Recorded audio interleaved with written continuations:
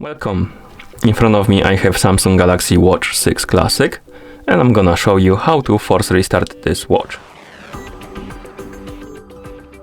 To force restart this watch, simply press and hold the power button and the back button together, both of them, so upper and lower buttons together.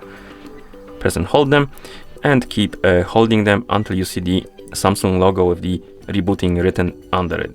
Once you see the logo with the rebooting written under it, you can release the buttons and wait until the watch is done rebooting. So let's wait.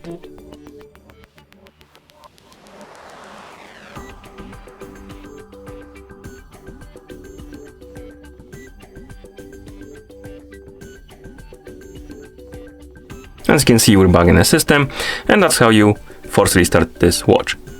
Thank you for watching. If you found this video helpful, please consider subscribing to our channel and leaving a like on the video.